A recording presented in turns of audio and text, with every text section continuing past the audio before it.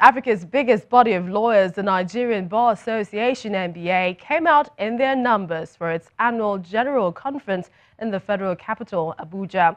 The forum remains a melting pot for intellectual and policy-shaping discourse as various stakeholders talked about ways of ensuring peaceful and successful transitions, drawing references from Africa, the Americas, Asia, and of course, Europe. The 58th Annual Conference of the Nigeria Bar Association commenced with the singing of the Nigerian national anthem. Various lawyers across the country, keynote speakers including the President of Nigeria, Muhammadu Buhari, former Head of State, Abdulsalam Abubakar, Emir of Kano, Muhammad Sanusi II, former INEC Chairman, Tahiru Jega, and other invited guests were all in attendance at the International Conference Center, Abuja. Annual National Conference of the NBA, the 58th edition. A week-long event with the theme Transition, Transformation and Sustainable Institutions tackles the global, socio-economic, technological and political shifts that underpin contextual realities in governance, business and politics. The outgoing president of the Nigeria Bar Association gives the opening speech. This year, our country is passing through political transition, which should lead to a general election early in the coming year. It is therefore apt to focus on political aspects of our transitions and remind ourselves and all political actors of their responsibilities to guarantee the continued development of Nigeria's democracy. Long term, this can only be achieved and anchored on sustainable institutions. We are also aware that we live in turbulent times globally. Disruptive innovations, particularly in technological fields, climate change, continue to exert influence, shaping dynamics of local events and also defining global trends. Nigeria must grapple with the impact of these dynamic forces that continue to shape social and economic developments. The presentations and discussions around the various sub-themes of the conference cut across various issues such as conflict, global warming, security and the rule of law, technological innovations, diversity and inclusion, as well as sustainable economic development.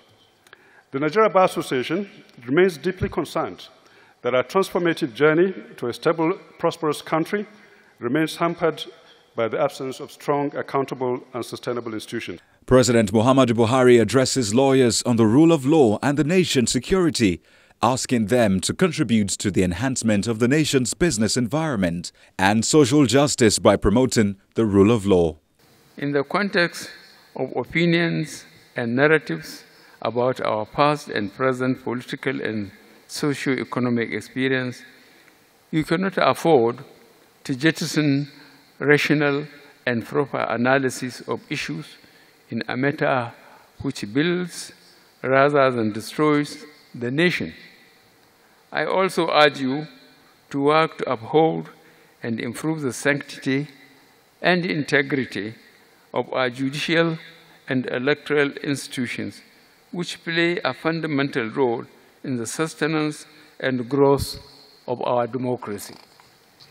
However, let me remind you all, my dear compatriots, that the law can only be optimally practiced in a Nigeria that is safe, secure, and prosperous.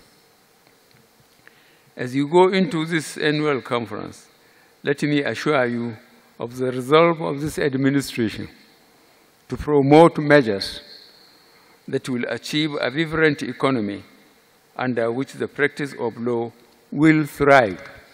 I believe that lawyers can contribute to another core objective of enhancing our business environment and promoting social justice by promoting respect for the rule of law.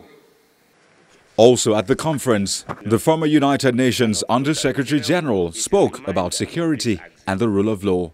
So the rule of law, therefore, in my view, is the antidote to the state of nature, which the political philosopher John Hobbes once said in the book Leviathan, the state of nature is one in which human life will be nasty, brutish, and short. the antidote to that state of nature is the rule of law. Nonetheless, it would be irresponsible to argue that justice must prevail, that individual rights must be respected, even if heavens fall, even if the society collapses, even if the nation-state collapses. So the real questions, in my view, are whether and under what circumstances the rights of an individual can be suspended in order to, or groups can be suspended in order to save society and the state from collapse. To borrow the language of the US Constitution, where there's a clear and present danger to the very survival of the country. This is really where you talk about the suspension of the rule of law or the rights of the individual.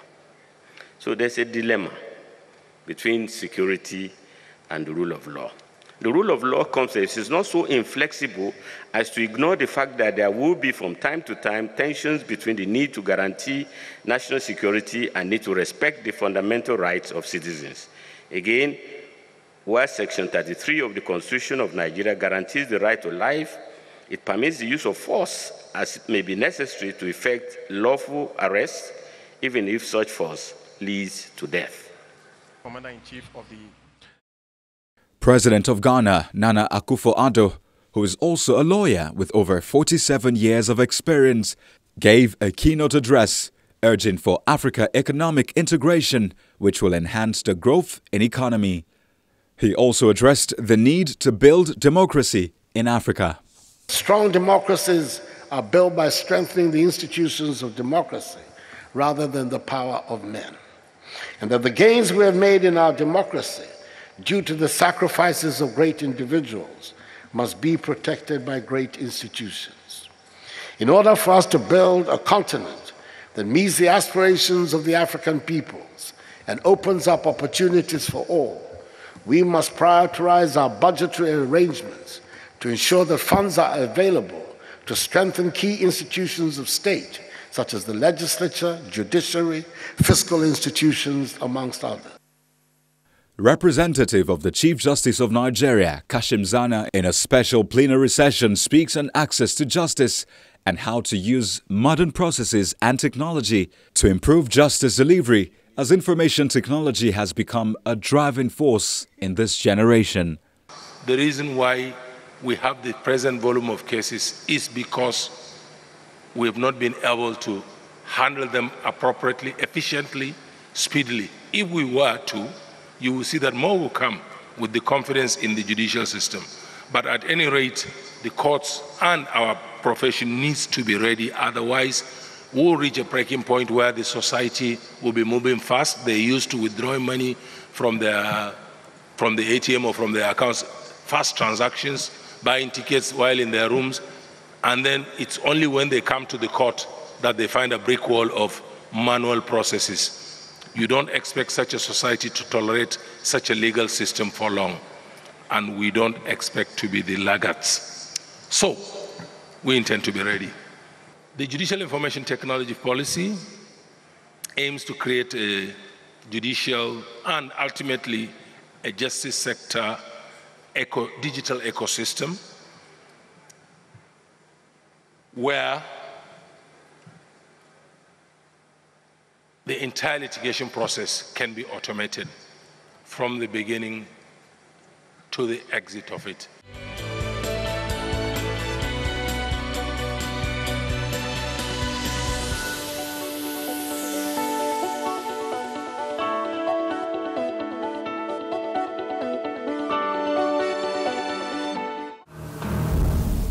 That's the program this week. Feel free to send in your comments. So also remember that you can watch this episode and past episodes of the program on our YouTube channel. I'm Millicent Walker. Many thanks for watching.